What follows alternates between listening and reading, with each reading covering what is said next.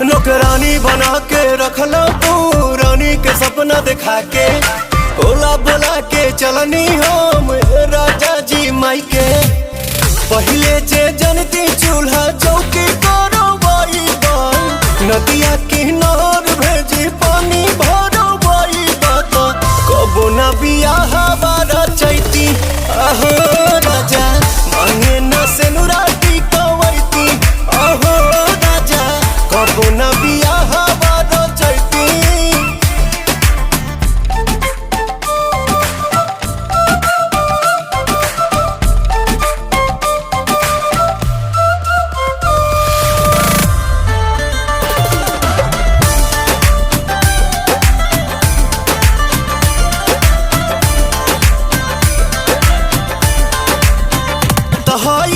साड़ी दिहल पापा जी के